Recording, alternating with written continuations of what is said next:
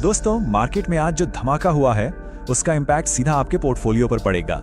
अभी अगर आपने ये अपडेट मिस की तो बाद में सिर्फ रिग्रेट होगा। Welcome to our channel smart retailer Amit. अगर आप इस चैनल पर नए हैं तो प्लीज सब्सक्राइब कर लीजिए ताकि स्टॉक मार्केट की कोई भी बड़ी अपडेट, न्यूज या ब्रेकिंग एनालिसिस आप मिस ना करें। चलिए बिना टाइम वेस्ट किए शुरू करते हैं। इंडियन स्टॉक मार्केट में एक जबरदस्त पावर शिफ्ट चल रहा है।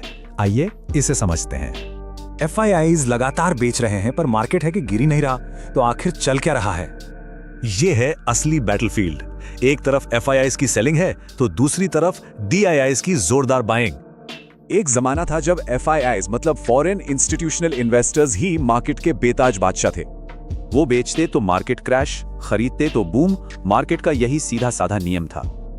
लेकिन कोविड के बाद खेल पूरी तरह बदल गया है। एक नई ताकत सामने आई है और ये हैं DIIs यानी डोमेस्टिक इंस्टीट्यूशनल इन्वेस्टर्स, मार्केट के नए और बहुत मजबूत डिफेंडर। तो सवाल ये है कि इनके पास इतनी जबरदस्त ताकत आ कहां से रही है? ये ताकत आती है लाखों रिटेल इन्वेस्टर्स से जो SIPs के जरिए म्यूचुअल फंड्स में पैसा लगाते हैं। पैसे का यही लगातार फ्लो DIIs को FII सेलिंग के सामने डटे रहने की हिम्मत देता है। अब जरा नवंबर के डेटा पर नजर डालते हैं। ये इस पावर शिफ्ट का सबसे बड़ा सबूत है। देखिए, इक्विटी म्यूचुअल फंड इनफ्लो में महीने दर महीने 21% का शानदार उछाल आया। ये रकम है करीब 29,911 करोड़ रुपए, वो भी सिर्फ एक महीने में। ये देखिए ग्राफ, अक्टूबर के मुकाबले नवंबर में इन्वेस्टमेंट का ये बड़ा जंप साफ दिखता है। तो सबसे ज्यादा पैसा आखिर गया कहां?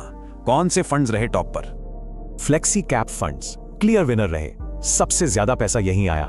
फ्लेक्सी कैप के बाद लार्ज एंड मिड कैप और मिड कैप फंड्स में भी तगड़ा इनफ्लो देखा। और सिर्फ यही नहीं, ETFs और इंडेक्स फंड्स जैसे पैसिव इन्वेस्टिंग भी पॉपुलर हो रही है। लेकिन इक्विटी की इस चमक के पीछे एक और कहानी है।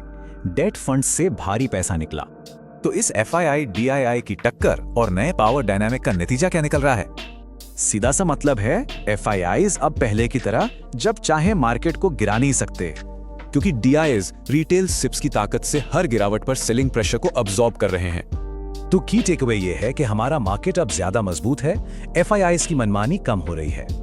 तो अब सवाल ये उठता है, क्या रिटेल इन्वेस्टर ही मार्केट का नया और असली सेफ्टी नेट है?